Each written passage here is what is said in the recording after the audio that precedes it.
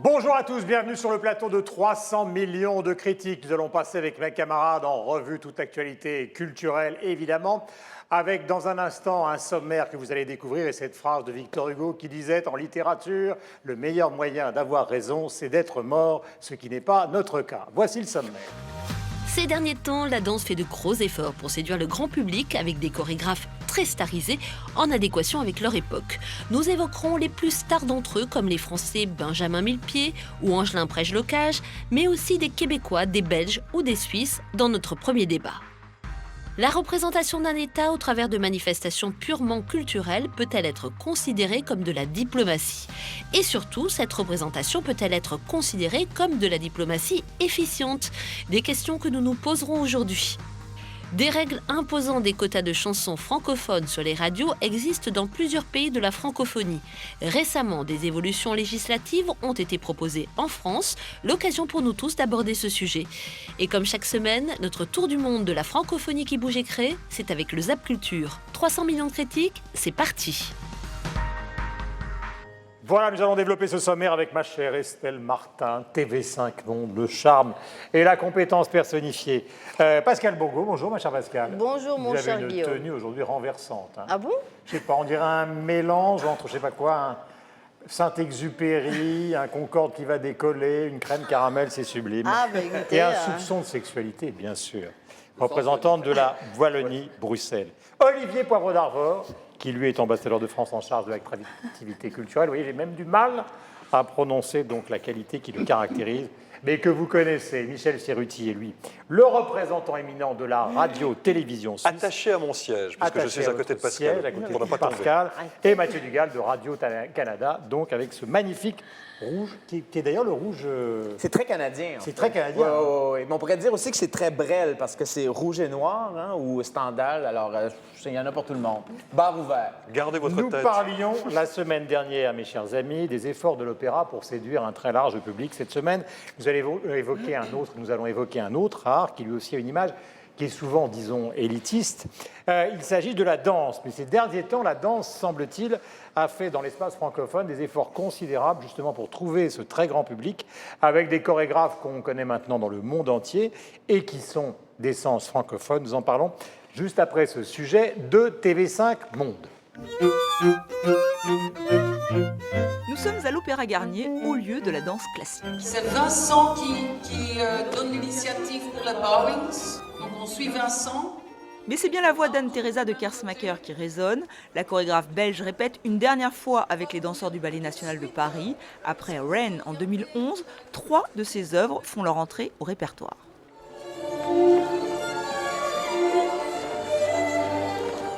Moi, c'est quand même un moment très crucial parce que c'est pour la première fois que je donne une pièce du tout début. Le Bartok, le quatrième Bartok, sont encore des pièces que j'ai dansées moi-même, qui sont quand même un vocabulaire et un grammaire, une écriture qui est très loin, beaucoup plus loin que par exemple Rain, de l'écriture que je crois qu'ils ont l'habitude. Bartok, Beethoven, Schoenberg, 3 compositeurs, 3 œuvres. Ce triptyque traverse 10 années de création. Pour Benjamin Millepied, le nouveau directeur du Ballet National de Paris, ce choix, c'était une évidence. Elle nous emmène dans des univers très différents les uns des autres. Il y a une complexité technique dans le travail, mais on n'est pas dans de l'illustration de la musique. Elle crée des images humaines fortes. La place des femmes et des hommes dans les pièces sont toujours intéressantes. La place des hommes, justement, elle est au cœur de la Grande Fugue. L'œuvre date de 1992.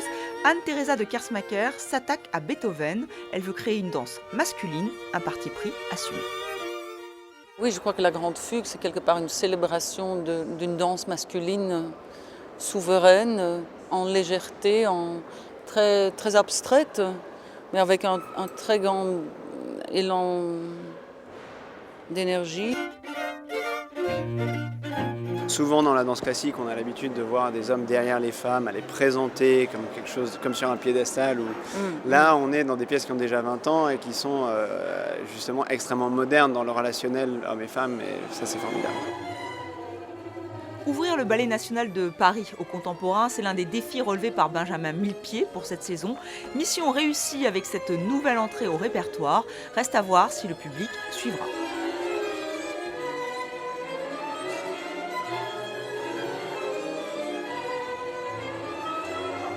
C'est un métier que vous connaissez bien, ma chère Pascale, Oui, tout à fait. Petite oreille a bien fonctionné.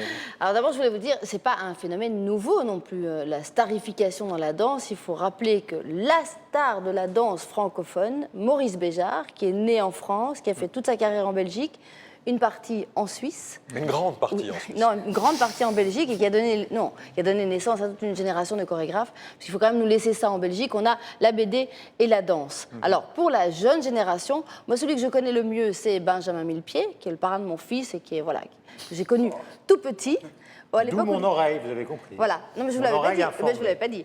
Non, mais donc je l'ai vu à l'époque où il était tout petit, c'est-à-dire juste le premier danseur étoile du New York City Ballet. Il avait déjà énormément de talent. Aux États-Unis, il était très suivi, notamment par un groupe de mécènes, et il a créé des pièces très originales. Et maintenant, il est, comme vous savez, le directeur de la danse à l'Opéra. Voilà. Alors évidemment, sa starification est un peu liée aussi à son mariage avec Nathalie Portman, mais il a aussi énormément de talent. Donc voilà, il faut. Allez, Olivier. Vous savez, Pascal a cité Maurice Béjart en disant il est suisse ou belge, qu'importe. Non, il est surtout sénégalais, en fait, parce qu'il est par, je crois, son père ou sa mère sénégalais. Donc c'est un Africain, Béjart. Et il a créé dans les années 50-60... cette bataille, il est à moi, il est à toi, je te le reprends. Donc il a créé dans les années 50-60 une école de danse à Dakar, avec une femme formidable qui s'appelle Germaine Acogny, qui a depuis essaimé sur le continent africain. Et il y a... Ne nous intéressons pas uniquement à la danse occidentale, européenne, bien lotie, bien subventionnée, mais à ce mouvement extraordinaire qui, d'Afrique du Sud jusqu'au Maghreb, fait aujourd'hui de l'Afrique la terre de la danse. Et je pense par exemple à deux chorégraphes qui sont burkinabés, Salia et Sanou, qui sont à Bobo Dioulasso et qui sont incroyables parce qu'ils ont maintenant créé un mouvement de danse génial de chorégraphes. Et il n'y a pas que les danseurs, il y a évidemment les chorégraphes. Et donc c'est un mouvement universel qui en plus, on le voit bien en Amérique latine, au Brésil, en Argentine, est un mouvement d'inclusion sociale. C'est que dans le fond, la danse, c'est ce qui permet aussi d'aller chercher des gamins dans les quartiers pour les ramener vers un chemin un peu plus décent que la misère auquel ils sont promis. Et donc, ça a été même l'origine de NTM à la base. Absolument, les deux garçons de NTM étaient des danseurs avant d'être... Tout à fait. Donc, ce n'est pas uniquement les petits rats de l'opéra et les bonnes familles qui mettent leurs enfants au cours de danse dans le 7e arrondissement à Paris, mais c'est aussi un grand mouvement mondial qui, en plus, n'a pas besoin de la langue pour Pourtant, je vous imaginais très bien avec des chaussons. Je ne sais pas pourquoi. Mais une alors, d'obsession, tout d'un coup. À Reims, l'ambassadeur à chaussons. Mais j'étais au conservatoire et j'ai fait la danse, oui, classique au début. Voilà. C'est incroyable. Et je peux d'ailleurs, si vous m'autorisez. Mais il n'y a aucun problème, nous avons un espace.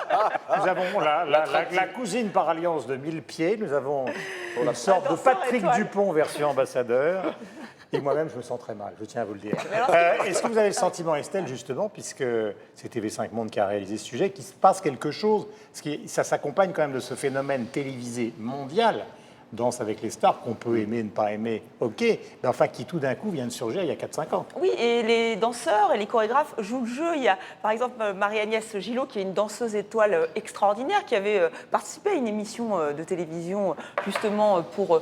j'ai l'impression qu'ils veulent s'ouvrir un peu plus sur un plus grand public. Alors Millepied, il est arrivé de toute cette aura hollywoodien, et je pense que ça aussi, ça va peut-être apporter un autre public qui va venir aussi parce qu'ils ont vu des films de Nathalie Portman. Alors vous allez me dire où est le rapport, mais si, quand même, il y a une espèce de starification.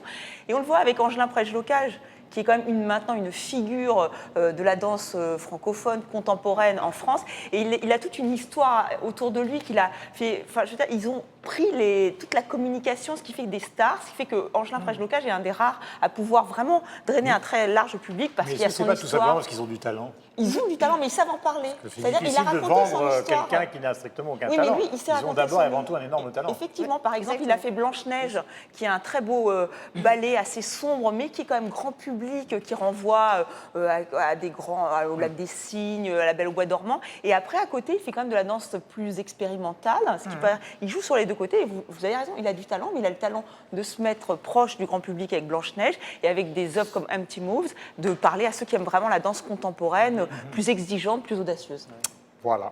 L'érable va parler. Je veux dire, l'érable, en un seul mot. Ils ont des bonnes chorégraphes. Alors, le Québec et la danse. Ben, vous avez mentionné Marie Chouinard. Absolument. Marie Chouinard, d'ailleurs, qui est en tournée actuellement en Italie et au Japon. C'est une des grandes figures. Il faut dire que la danse contemporaine au Canada, au Québec, fait vraiment partie des arts qui ont mené cette société-là vers la modernité. Il ne faut pas oublier qu'une de nos plus grandes artistes vivantes actuellement au Québec, c'est Françoise Sullivan. Françoise Sullivan qui a signé le Refus global, qui était ce manifeste qui a vraiment fait passer l'art dans la modernité au Québec à la fin des années 40. Là, on était avec Bordua notamment. Et donc, Françoise Sullivan, elle a pavé la voie à une flopée de danseurs. Bon, il y a Marie Chouinard, mais on pourrait parler aussi de Ginette Lorrain avec Au Vertigo, Carbone 14 avec Gilles Maheu, ou encore Édouard Locke. Édouard Locke, qu'on a connu avec sa compagnie La La La Human Steps, avec la danseuse étoile Louise Le Cavalier. Et en fait, je pense que pour bien des gens, Louise Le Cavalier et La La La Human Steps sont apparus aux yeux du public lorsqu'un certain David Bowie a vu un de leurs spectacles et a fait « Mais c'est magnifique, c'est extraordinaire ». Il est allé chercher Louise Le Cavalier pour l'amener dans un de ses vidéoclips, d'ailleurs resté célèbre. Et donc, ces gens-là ont vraiment déblayé. Il faut dire que c'est un milieu qui est extrêmement mal payé. Quand on regarde les chiffres sur le salaire des gens en culture, les danseurs sont généralement les moins bien payés. C'est très difficile aussi parce qu'on se blesse beaucoup, contrairement à d'autres arts. Carrière courte. Et pourtant, il y a des jeunes actuellement qui poussent, qui montent, qui font rayonner la danse contemporaine. J'accompagne votre réflexion, cher Érable, d'une constatation qui n'est pas une réflexion. Au tonal, aujourd'hui, au tonal. Aujourd'hui, tous les leaders, ou plutôt les jeunes femmes qui dominent le hit-parade mondial, là je ne parle pas de la danse contemporaine ni de la musique savante, mais les Beyoncé, Rihanna, etc., il n'y a pas une vidéo ou un truc qui ne soit pas fait exclusivement sur fond de danse. Christine and the Queens. Tous, voilà. Vraiment, tous, c'est fait pour la danse. Elle intègre beaucoup de danse contemporaine, mais ces gens-là aussi intègrent la danse plus populaire. Moi, je suis allé voir un des meilleurs spectacles de danse contemporaine que j'ai vu récemment au Québec. C'est Ainsi parlait. Et c'est Daniel Léveillé qui, lui, justement, va beaucoup intégrer des codes populaires dans ses spectacles. On y mélange le théâtre, on y mélange la danse contemporaine, des éléments de culture pop. C'est magnifique. Donc le pari est gagné. Pardon? Le pari est gagné. Le pari est gagné et ça va chercher des foules. Moi, quand les foules, je suis allé 2 fois.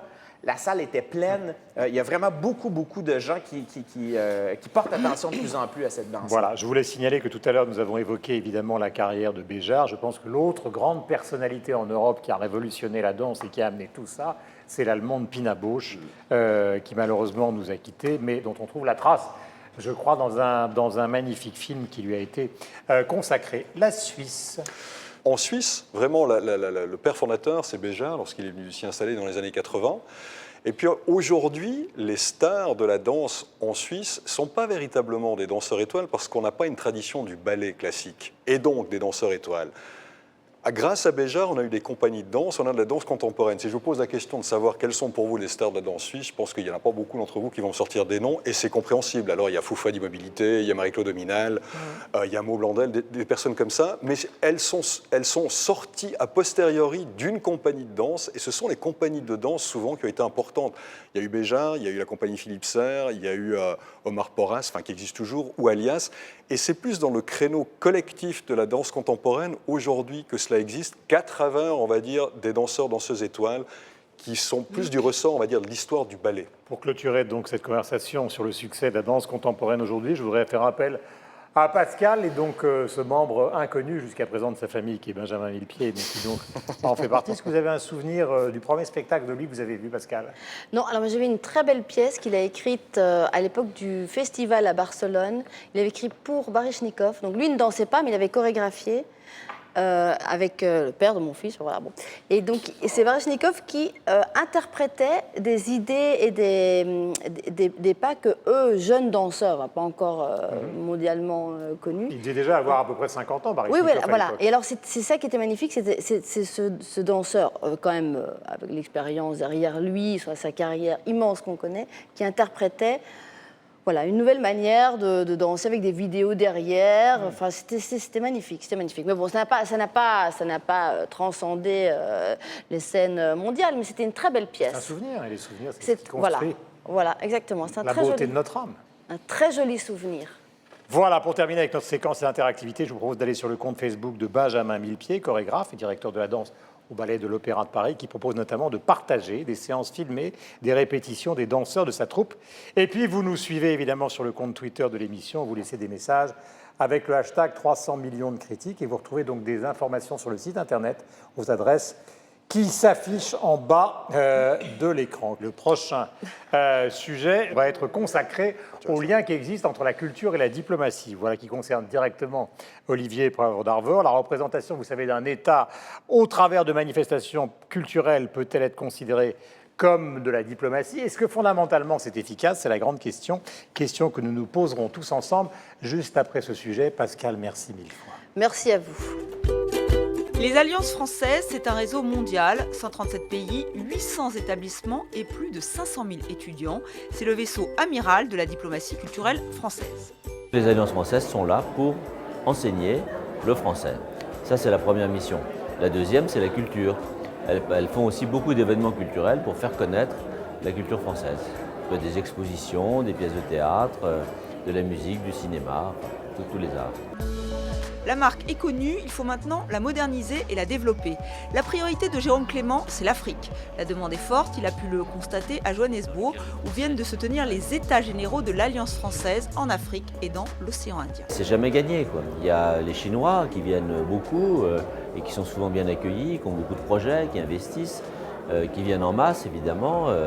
Il y a d'autres pays, il y a les Russes, il y a une concurrence forte aussi.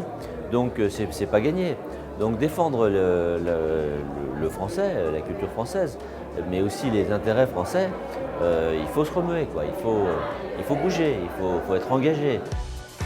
Il faudra donc développer le numérique, l'enseignement à distance, les réseaux sociaux, une nouvelle mission pour les équipes des alliances. Elles sont la force de ce réseau, francophone et francophile. Ces équipes font rayonner la langue française, elles valorisent les talents locaux. Cela fait 130 ans que ça dure et ce n'est pas fini. Voilà, les relations qui existent entre la culture et la diplomatie, c'est évidemment au cœur de la conversation que nous allons avoir ensemble. C'est un débat ô combien séculaire, ça a toujours joué un rôle considérable, mais c'est à celui qui connaît ça par cœur, puisque c'est son métier d'une certaine manière, Olivier Poivre d'Arvor. C'est grâce à vous qu'on va ouvrir ce débat. Est-ce que franchement, le fait d'avoir une vie culturelle intense crée ou modifie même les relations diplomatiques qu'on peut avoir avec les autres, avec l'autre? Oh oui, c'est un vrai instrument de diplomatie et d'expansion, hein. Aujourd'hui, on appelle ça plus diplomatie culturelle, on appelle ça le soft power. Enfin, en gros, en France, ça a commencé très tôt. Hein. Donc, très tôt, avec nos philosophes des Lumières, Diderot, Rousseau, Voltaire, qu'on envoyait en Russie, même Descartes qui est allé à la cour de Suède. Et donc, ces philosophes ont entraîné avec eux, en allant séjourner à l'extérieur de leurs frontières, des idées, des valeurs, et qui ont fait un peu de la réputation de la France. Et puis, ça s'est quand même beaucoup construit à travers ces organismes qui, essentiellement en Europe d'ailleurs, avant la Première Guerre mondiale, étaient des instruments d'influence. Alors, je pense à l'Allemagne, évidemment, qui avait une diplomatie culturelle, avec après, au XXe siècle, la création des Goethe-Instituts, qui ont propagé l'usage de la langue française à l'étranger. Qui existe encore. Qui existe tout à fait, absolument. À Paris, je crois, juste derrière nous, avenue d'Iéna. Ah, tout à fait, très actif. Le British Council qui représentait, et quand on demande aux Britanniques de quoi ils sont fiers à l'extérieur, ils disent la BBC World Service, et le British Council qui, vraiment, dans l'ancien empire britannique, le Commonwealth, mais aussi ailleurs, a donc beaucoup d'emprise. Les Espagnols un peu avec les Cervantes, et puis nous, les Français, c'est une vieille histoire. Il y a un double réseau d'alliances françaises dans le monde, avec des comités d'alliances locaux qui décident qu'on va s'intéresser à la langue française, et puis des instituts français un peu partout. Et ça a été vraiment pendant un siècle une religion française très, très marquée, à tel point qu'aujourd'hui, plein de pays s'en mêlent. Vous avez les Chinois qui étaient jusqu'alors encore très fermés, hein, puisque l'idée des Chinois, ce n'était pas d'aller conquérir le monde, mais qui ont créé dans les universités du monde entier qu'ils appellent des Confucius Centers. Alors ça sert à quoi la diplomatie? Ça sert à faire tout simplement des affaires sans faire la guerre. Et ça sert tout simplement à conquérir les cœurs. Nous, une partie des touristes qui viennent en France, je rappelle que c'est la première destination mondiale, 85 millions de touristes dont peut-être 100 millions dans 10 ans, viennent pour des raisons culturelles, parce qu'ils ont entendu dire que la gastronomie... Alors, il y a tous ces instruments de paix, et qui sont des instruments extrêmement sympathiques, qui font que exporter à l'étranger, notre savoir-faire, notre charme, enfin, je ne parle pas du mien, mais je parle du vôtre, évidemment, et ici. Bien sûr. Voilà. Fait que on arrive à être plutôt populaire. Je pense à la Chine, par exemple. La Chine, ils ont tous lu Alexandre Dumas, le comte de Monte Cristo. Parce qu'un jour, il y a un diplomate, semble-t-il, qui leur a apporté les bouquins. Ils ont édité ça en chinois. Et depuis 50 ans, ils lisent ça. Donc, ils ne sont pas très contents de la diplomatie culturelle de Ai Weiwei, par exemple. Ah oui, ça c'est autre chose. Lui, il agit... Il aime ça un petit peu moins. Il agit en indépendant. Et donc, la diplomatie culturelle, c'est aussi accueillir. Et peut-être qu'on peut évoquer la saison, par exemple, de la Corée aujourd'hui, qui a lieu en France, mais on va faire une saison de la France en Corée aussi, mais c'est au savoir accueillir. Et la France, dont on dit beaucoup de mal, dont on dit que les migrants eux-mêmes ne veulent pas la fréquenter, la France est le pays le plus, chers amis, d'ailleurs vous êtes là, on vous accueille et on vous accepte, enfin encore un peu, le pays le plus accueillant au monde. Disons que sur TV5, c'est un peu normal. 85 millions de touristes, 300 000 étudiants étrangers. Ici, c'est 3e place mondiale, c'est pas mal, après les États-Unis et le Royaume-Uni. Il est parfait, ce garçon. Et enfin, la plus grande librairie au monde, parce qu'on traduit tout, la plus grande cinémathèque au monde, parce qu'on voit tous les films du monde entier, et on les voit, merci, en VO chez nous.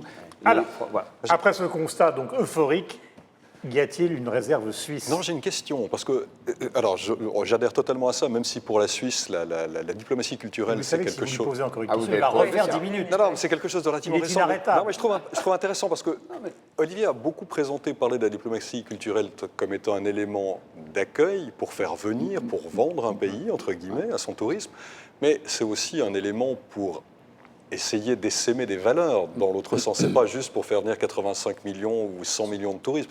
De quelle manière? Moi, c'est ça qui m'intéresse, parce qu'en Suisse, c'est relativement récent. Ça fait pas si longtemps. Ça fait 10-15 ans qu'on a mis en place une politique de diplomatie culturelle. Avant, ça n'existait pas véritablement. Comment est-ce qu'on essaye d'essaimer ces valeurs-là, de convaincre les autres, d'imposer avec le bon côté des choses, une culture? Les choses ont beaucoup changé depuis qu'il y a le numérique, parce que l'implantation physique des instituts, des centres culturels a un petit peu moins de sens. Ceci dit, ce qui a été la force de la France, c'est d'installer, dans des moments de dictature, dans des pays épouvantables, à l'Est, je pense par exemple à Prague, où j'étais moi-même diplomate, dans les années 70, il y avait juste une bibliothèque de lecture qui permettait de lire Le Monde et des journaux. Et il y a un garçon qui s'est présenté là et qui s'est mis à lire le journal régulièrement, il s'appelle Kundera. Celui-là, on l'a gagné comme ça, en ayant des implantations physiques, de même dans les pays d'Amérique latine. Il y a une grande tradition des diplomates écrivains en France. Oui, absolument. Oui. Claudel, Saint-John-Perse, etc. C'est en allant convaincre les cœurs et en allant sur place, c'était en Amérique latine, de faire venir, et puis d'accueillir quand même. Vous savez, le fait qu'on accueille beaucoup d'artistes qui venaient de pays en dictature, ça nous a permis quand même d'avoir des liens. Moi, aux sceptiques, aux gens qui pensent que la diplomatie culturelle ne sert justement qu'à quelques esthètes à voyager, il y a toute l'histoire du financement des arts modernes américains et de leur rayonnement à l'international durant la guerre froide par la CIA. Et des artistes... Via Rockefeller. C'est ça, mais pas seulement Rockefeller. Pollock, de Koninck, même des orchestres, Duke Ellington, tout ça. Ces gens-là étaient envoyés à l'extérieur. Le New Deal. Et on finançait littéralement la dissension. Et même au détriment de l'appareil politique, parce qu'il ne faut pas oublier que Harry Truman, lui-même, quand il regardait un Pollock, il était complètement outré. Je ne sais pas si c'était un Pollock, mais en tout cas, en parlant d'un de ces nouveaux artistes-là à l'époque, il avait dit si ça c'est de l'art, moi je suis la Vénus Hottentote. Malheureusement, je crains que ce point de vue soit encore répandu un peu partout. Mais je voudrais vous poser la question à vous, Québécois. Est-ce que vous avez l'impression que ce voyage, parce que c'est un peu ça le grand problème, on a beaucoup dit que dans le début du XXe siècle, la francophonie régnait dans le monde entier et qu'après les années 50, à partir de ce voyage que vous évoquez, c'est le monde américain qui finalement est contesté ou en tout cas accompagné par ce que décrivait Olivier tout à l'heure, mais qui a quand même écrasé tout le monde. Est-ce que vous, au Québec, vous sentez cet écrasement ou est-ce que vous, le petit francophone en rouge, vous arrivez à résister? La culture québécoise est très forte quand on compare à son poids démographique. Là, on est 2 % de la population de l'Amérique du Nord. C'est rien. Et la culture est extrêmement forte, mais c'est une culture aussi, il ne faut pas oublier, qui est très subventionnée. Alors, sans subvention, la culture québécoise, ça ne fonctionne pas. Et il l'exporte de manière incroyable. Il l'exporte l'exportation fonctionne très bien. C'est un produit d'exportation formidable, la culture québécoise. On a organisé des grandes saisons québécoises. Le Québécois, c'est lui. C'est vrai, mais le Québec, il fait de la diplomatie culturelle en ce moment. Offrez-lui quelques Ferrero Roche d'Or pour le calmer quelques instants. Laissons parler le Québécois. Mais en fait, du Québec. Effectivement, la culture québécoise s'exporte très bien, et ce, en dépit que, par exemple, autant au niveau provincial, peut-être moins provincial, mais au fédéral, il y a beaucoup de programmes du ministère du Patrimoine qui ont été abandonnés, des programmes qui permettaient à des Québécois et des Canadiens en général d'aller à l'extérieur. Et d'ailleurs, vous savez, récemment, le gouvernement du Canada a enragé tout le monde culturel parce qu'on a appris cet automne qu'il y avait des pourparlers entre le ministère donc, du Patrimoine et un groupe, une OBNL, donc un organisme sans but lucratif, pour faire du Canada l'invité d'honneur au Salon du Livre de Francfort en 2017.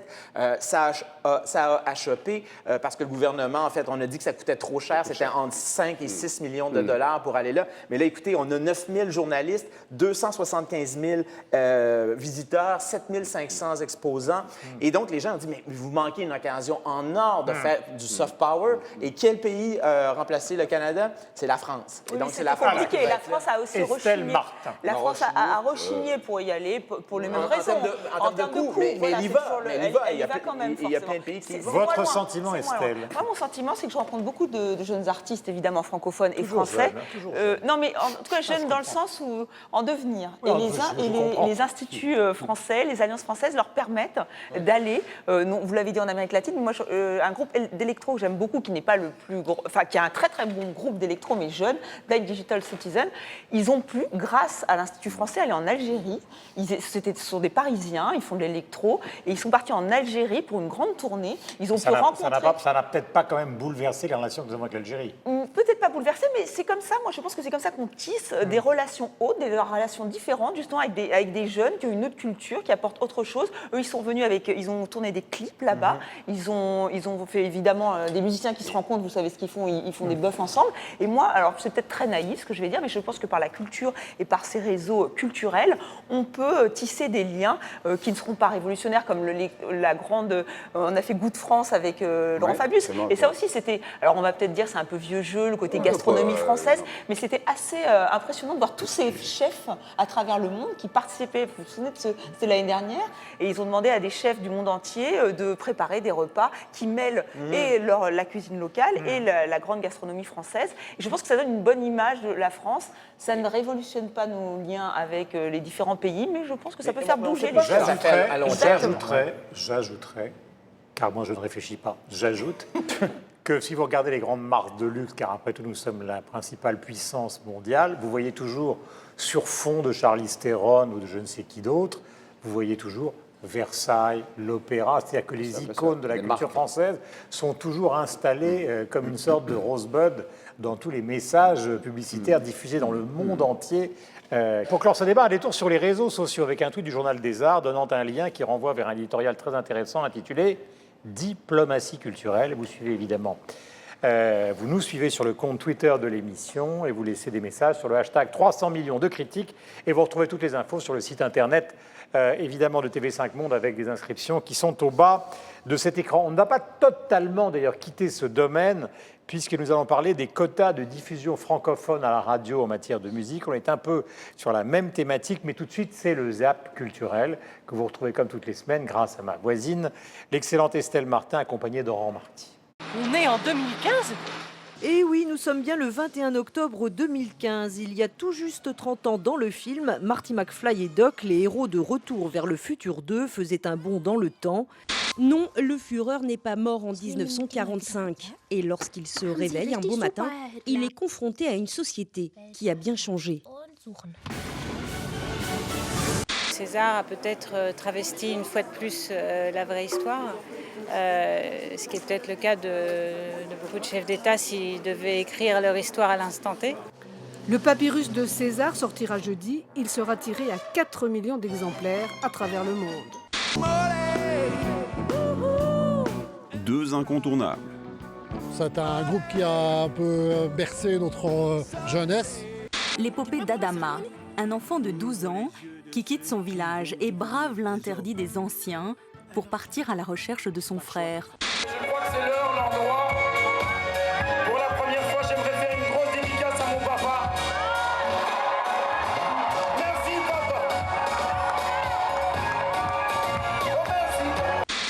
face des cris du daron qui menace de jeter. J'avais peur parce qu'on sortait du succès de Section d'Assaut et du gros succès de Maître Gims. Et forcément, j'étais le deuxième qui sortait après, donc j'avais énormément la pression. Marre de m'entendre dire ce qu'il ne faut pas. Par en poule improvisée, faites-vous cuire un œuf au plat. Laissez-moi. Né en 79, enfant bercé aux oxymores de Renaud et Brel. Et bien sûr, il y a les grands frères MC Solar, IAM et NTM. Vos doutes et foi, je repense à toutes les fois où l'on me disait t'es fou d'être toi. Elle, c'est une employée qu'il n'a pas vue depuis quelques mois, avec qui s'est passé quelque chose, on ne sait pas c'est quoi. Et elle, c'est limite autiste. C'est une mathématicienne de génie, mais elle est en train d'apprendre depuis quelques mois à socialiser, à avoir des réactions humaines normales, comme faire des blagues.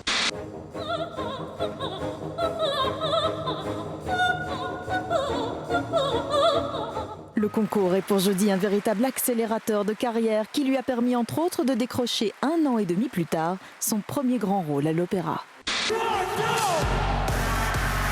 Dimitri Vegas, Like Mike, la sensation DJ du moment. Difficile de leur échapper, ils se sont même invités sur la pelouse du Stade National après le dernier match des Diables Rouges contre Israël. Un peu plus coloré, un peu moins élancé, mais toujours aussi impressionnant, voici le Passenger numéro 2. J'apprécie parce que ça va changer un peu la vie. Surtout quand on arrive dans une période grise, on a des couleurs, donc c'est très bien.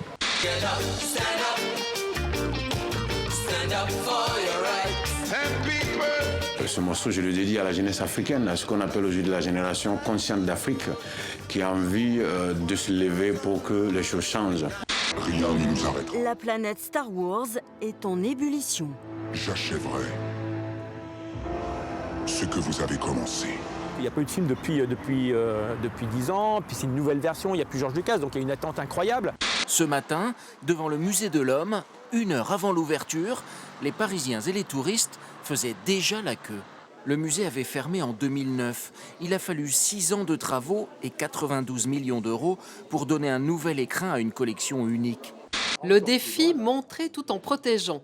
Le trésor de la basilique de Valère est donc accessible uniquement sur inscription et avec un guide. Imaginez une pièce de théâtre où vous avez peur même quand vous êtes assis dans votre fauteuil. Avec La Dame Blanche, c'est la première fois qu'on voit un film d'horreur sur une scène de théâtre. T'étais là, toi? Hello. À part ça, quoi de sans sas? Danielle Delorme, c'est toute une vie consacrée à la comédie. C'est une actrice populaire, mais exigeante, qui disparaît à l'âge de 89 ans.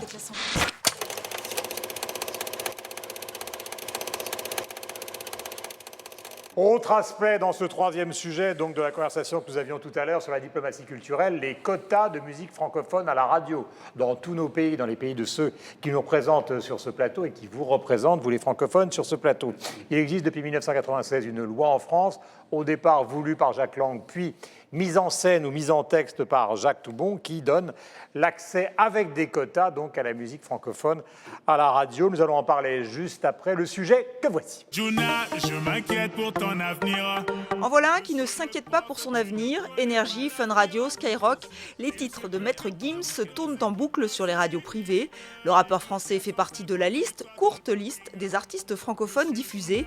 Et c'est bien le problème. Monsieur l'agent, je ne possède que des tubes.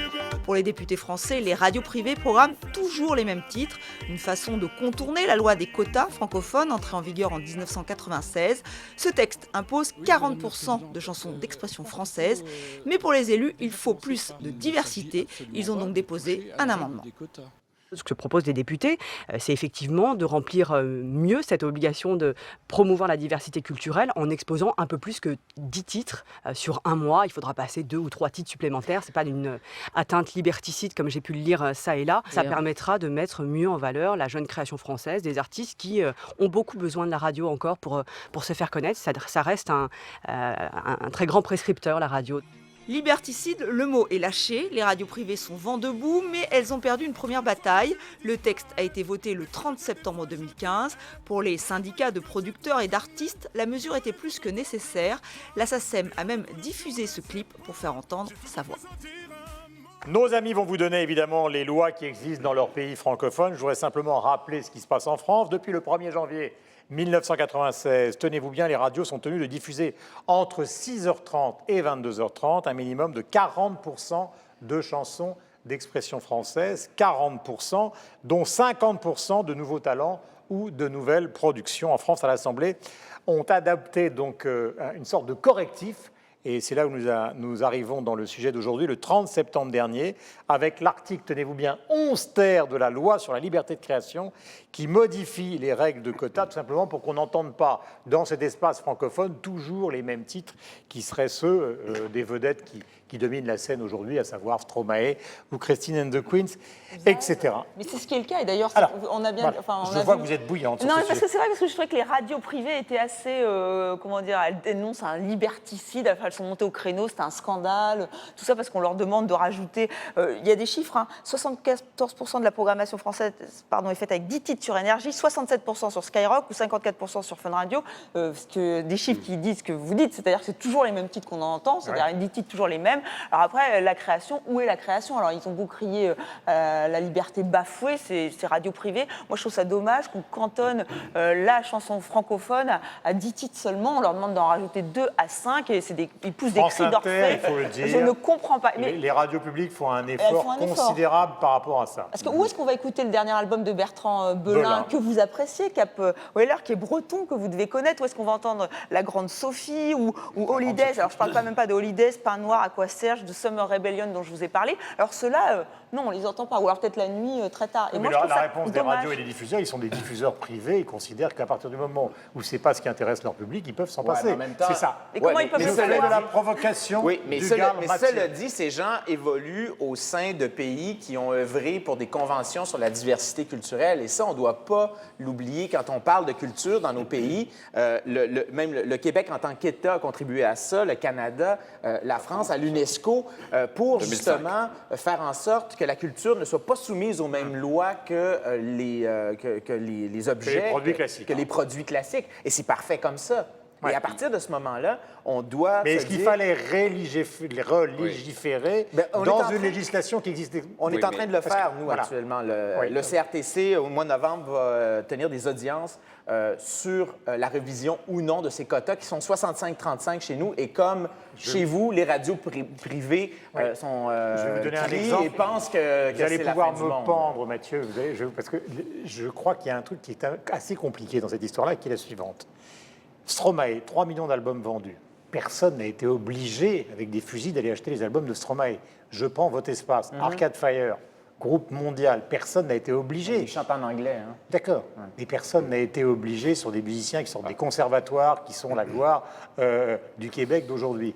Est-ce qu'il faut prendre l'argument de la francophonie pour faire sortir des artistes qui sont par définition plus confidentiels? On n'a pas le choix d'avoir ces barrières-là. On n'a pas le choix. Vous avez l'exemple du Québec. L'exemple du Québec et l'exemple de la francophonie en général. Nous, on est collés sur les États-Unis, le Canada francophone également. Et s'il n'y a pas ces barrières-là, c'est clair que c'est... En fait, il n'y a pas que ça, mais c'est une grande digue qu'on peut créer pour que émerge une culture francophone digne de ce nom. Bon, Olivier. J'enlève ma veste de diplomate et j'oublie la francophonie. Ceci dit, ces barrières sont des petites digues de sable. Première chose, 94, comment on écoutait la musique à l'époque? Vous vous souvenez, Guillaume? On écoutait à la radio. Voilà, il y avait le Minitel et la radio. À la grande bataille, ça avait été dans l'après-80, l'histoire d'énergie. Voilà, des radios libres, ça. Mais aujourd'hui, vous savez peut-être que 2 tiers de la musique qu'on écoute dans le monde, on n'écoute pas sur la radio, on l'écoute sur l'Internet. Donc cette loi, elle est bien sympathique, si vous voulez, mais elle touche plus qu'1 tiers de l'écoute même de la musique. Et par ailleurs, en 94, si vous vous souvenez bien, tous les groupes de votre jeunesse, moi, je n'étais pas encore éveillé à tout ça, mais Noir Désir, Téléphone, tout ça, ils chantaient en français. Ouais. Aujourd'hui, les grands groupes français, Daft Punk ou d'autres, etc., ils chantent en anglais. Donc, ça, c'est l'argument que reprennent toutes les radios, mais c'est pas vrai. Pas mal quand même, si vous voulez. Donc, en 20 ans, finalement, ils ont compris qu'il fallait mieux chanter en anglais malgré les quotas qui leur étaient favorables, qui leur permettaient d'être Dernier album de Lou Doyon qui vient de sortir, je crois que ce qui compte, pour le coup, c'est le talent. C'est-à-dire que franchement, moi, je suis même prêt à écouter une chanson en allemand, en suisse et en belge. Vous avez vu quand même. C'est à la limite du racisme, ça. Mais je suis même prêt à écouter une chanson en allemand. Mais c'est très juste que vous dites que ce sont de petites digues, il faut aller voir ailleurs. Les lois sur les quotas sont importantes. C'est vrai qu'on écoute la musique différemment, mais c'est pour ça que ça prend des lois ailleurs, par exemple, sur le droit d'auteur, sur comment financer la musique qui circule en ligne. Et là encore, on n'est pas à la page. Allez expliquer à YouTube qu'il faudrait respecter les quotas, vous verrez qu'ils vont rigoler. En tout cas, si vous regardez, par exemple, les listes automatiques qui permettent d'accéder à la musique, par exemple, sur toutes les grandes plateformes de distribution, vous tapez n'importe quelle lettre, n'importe quel artiste, c'est 80% d'anglo-saxons qui vous sautent à la tête. Et à la marge de la marge de la marge, vous trouvez des francophones. Et alors encore beaucoup plus à la marge de la marge des Italiens, des Allemands, etc. Donc dans cette bataille mondiale, on est nous-mêmes encore relativement privilégiés par rapport à l'océan qui correspond à la musique dite anglo-saxonne. Je parle évidemment encore une fois du pop-rock, parce que pour le reste, c'est différent. Non, mais oui, alors chez nous, ça fonctionne de manière un petit peu particulière, je l'expliquerai rapidement, mais moi, je défends... Enfin, on a aussi un rôle ici qui est partiel. On est en grande partie représentant du service public dans nos métiers où... paradoxalement, c'est un diplomate qui a une vue qui est la plus libérale. Moi, je suis favorable à ces quotas. Pourquoi? Parce que sinon, ça veut dire que si on abandonne même ces petites digues de sable, c'est certain que le raz-de-marée, on va dire, de la musique ou de l'art ou de la culture qui est ancrée dans une réalité commerciale ou qui se base là-dessus, elle va être anglo-saxonne et tout le reste disparaîtra, comme ça a été le cas jusqu'à présent, enfin, comme ça l'a montré au niveau historique, et qu'on ira vers un appauvrissement. Alors même si c'est une petite chose, défendons cette petite chose, c'est un petit peu le village d'Astérix, mais battons-nous pour ça. En Suisse, il n'y a pas véritablement de quota. Le Conseil fédéral pourrait obliger le diffuseur public qui est la SSR à avoir des quotas, mais en réalité, il s'est dit... C'est très suisse, c'est un exemple de comment fonctionne la Suisse. C'est dit au diffuseur public, la SSR, arrangez-vous directement avec la branche des professionnels de la musique, mettez en place une charte et que chacun soit content. Et c'est ce qui s'est passé en réalité. Donc chaque année, le diffuseur public et les professionnels de la musique se réunissent autour d'une table et définissent des objectifs communs pour savoir ce qu'on va diffuser. Comme la Suisse est un pays qui est multiple, avec de l'allemand d'un côté, de l'italien, du français, les réalités culturelles ne sont pas les mêmes, les productions musicales ne sont pas les mêmes, ça ne s'adapte pas non plus au même public. Donc il y a véritablement des buts qui sont différents, qui sont ciblés pour chaque type de radio, pour chaque langue. Et ça a l'air de fonctionner. A priori, ça fait des années que ça fonctionne comme ça. Ça fait 10 ans que ça fonctionne comme ça pour le bonheur, semble-t-il, de chacun. Et ce qui permet aussi, il faut le dire, que certains artistes continuent de vivre, parce qu'il y en a plusieurs qui sont très heureux à la fin de l'année, qui nous l'ont dit, parce qu'on était programmateur musical ou autre, on a travaillé, d'avoir été programmé et de toucher... Il y a un autre bémol que je veux apporter, sans sombrer dans le libéralisme de notre ambassadeur, c'est que la plupart des grands artistes aujourd'hui ne vivent que d'une seule chose, la scène. C'est-à-dire qu'ils ne vivent même pas ni des CD, ni d'Internet. C'est sur la scène qu'ils vont s'exprimer d'abord et avant tout. Mais les grands artistes. Insidieux aussi, justement, c'est qu'actuellement, avec la déferlante de l'électronique, c'est qu'on est en train aussi de créer des générations de gens pour qui c'est plus important de payer pour le contenant que pour le contenu. Ça ne nous dérange pas de payer 1 000 $, 800 € pour des téléphones, mais on ne voudra pas payer pour mettre le contenu qui est dedans. C'est pour ça qu'il faut trouver des manières de canaliser l'argent qui va vers ce que j'appelle les bébelles. Donc, tout cet appareillage électronique, les gens veulent dépenser beaucoup. Il faut trouver un moyen de prendre des taxes là-dessus, de prendre des taxes sur les fournisseurs d'accès à Internet où les gens paient beaucoup pour détourner ça, pour amener ça vers la création et financer la création, parce que s'il n'y a plus d'offres, quand bien même qu'on met tous les quotas qu'on veut, ben ça ne réglera pas le problème. Qu'on me comprenne bien, moi je ne suis pas si libéral que ça. Je dis juste simplement que... Non, mais ce qui a été vrai pour le cinéma... Je dis le plus libéral, campagne électorale de OPA. Ce qui a été vrai pour le cinéma français, c'est-à-dire qu'en gros, le cinéma français, il est financé par un organisme qui s'appelle, en partie, qui s'appelle le CNC, qui, sur des recettes qui sont faites par des films souvent américains en France, perçoit un droit qui permet de financer du cinéma français. Ben, faisons la même chose par rapport à la musique anglo-saxonne, percevons un droit d'entrée, et sur le net aussi évidemment, qui permettra de financer. Ce qui compte, c'est la production. C'est pas tant la diffusion, ce qui compte, c'est de produire des bonnes choses. Il y a des bons films là où est l'argent. Oui, bien sûr. L'argent, il est dans les fournisseurs d'accès à Internet, l'argent est dans les créateurs, ceux qui font les téléphones. Il faut aller chercher cet argent-là pour le donner aux créateurs, parce que les créateurs... Vous allez conclure, Oui, je voudrais juste... Estelle Martin. Je voudrais juste conclure avec un site. Vous parliez d'Internet, et c'est vrai qu'on trouve des perles sur Internet, des perles musicales, et c'est important. Souterraine.biz, B-I-Z. Si vous avez envie de découvrir la fine fleur de la pop francophone et pas seulement, allez sur ce site, vous ne serez pas déçus, et là, au moins, vous aurez de la musique francophone, car ça existe. Souterraine, on comprend pourquoi, parce que c'est difficile, donc il faut défendre, Olivier, je pense qu'il faut vraiment défendre la création francophone. Donc souterraine.biz, B-I-Z, ça c'est pour pacifier le débat. Mais eux, ils essayent vraiment de mettre en avant, de promouvoir ces jeunes artistes qui osent encore chanter en français, mais aussi parfois en anglais, mais surtout en français. Voilà.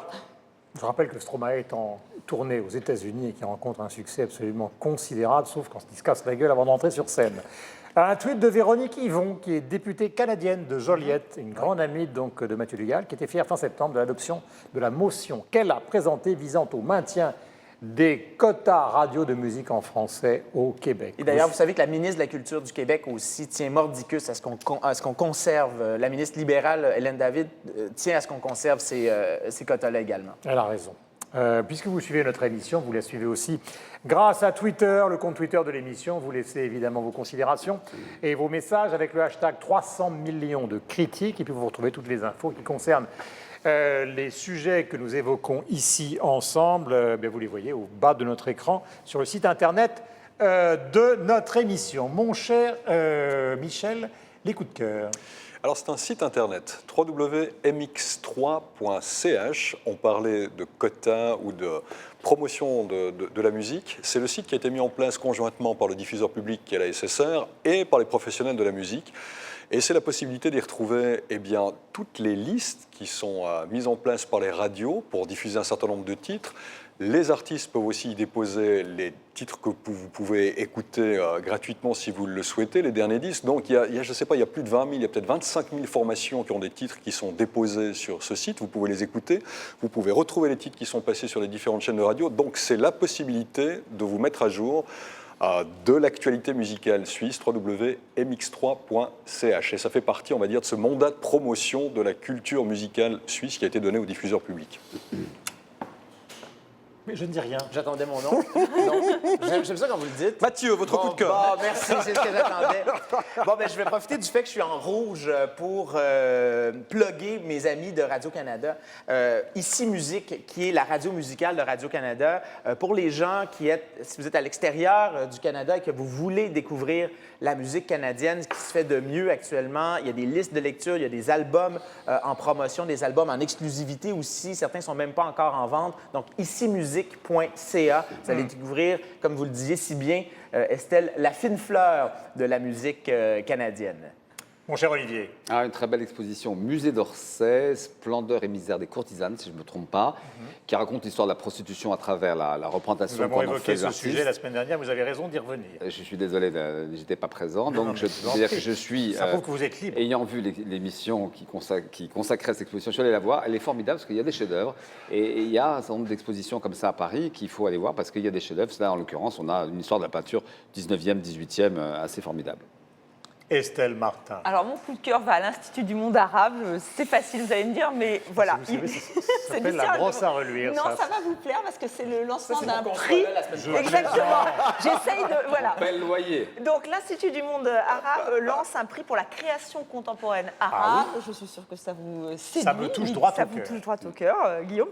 Oui, donc, la première édition sera dédiée à l'écologie et au développement durable. Donc, c'est le prix Saïma. Donc, ce qui est intéressant, c'est vous qui nous regardez et qui nous écoutez à travers le monde, si vous êtes des artistes arabes, du monde arabe, eh bien, vous pouvez soumettre votre projet. Vous avez jusqu'au 15 décembre 2015, évidemment.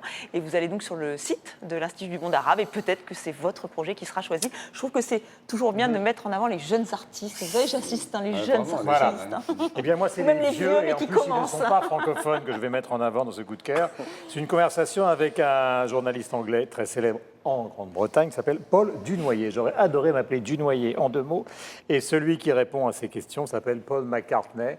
C'est une conversation sur ce qu'a été donc la culture rock qu'il a quand même largement contribué à inventer, sur ce qu'il fait aujourd'hui, et c'est absolument passionnant, à tout point de vue, y compris d'ailleurs dans la reconstitution de certaines engueulades à la fin des Beatles, car on oublie toujours que tout ça n'a duré que quelques années, alors que ce sont 400 ou 500 titres célèbres dans le monde entier. Et dans le fameux Hey Jude, par exemple, Hey Jude, McCartney s'est engueulé avec Harrison, qui est sorti de la porte du studio, parce qu'il voulait qu'après Hey Jude, il y ait une sorte de solo de guitare. Et McCartney lui disait, ça a commencé les grandes bagarres. Non, on va jouer ça simple au piano, etc., etc. Mais il y a beaucoup de considérations sur le fait, et c'est très sympathique aussi, qu'il se considère encore aujourd'hui, alors qu'il est la superstar mondiale de la musique, le plus gros vendeur de disques, le plus gros droit d'auteur du monde, qu'il se considère encore comme aujourd'hui comme une sorte de boy next door et non pas comme le membre d'une jet set comment peut-on dire, détestable, allons-y. Lâchons-nous. Vous lâchez. Voilà. C'était donc l'émission de la culture francophone. Nous étions ravis d'être là. Nous sommes précis et désinvoltes en même temps. À bientôt. Territoire disparu, abandonné par le temps. Continent difforme, voguant, au gré des océans. Reykjavik 402, tel est le nom de mon navire. Reykjavik 402.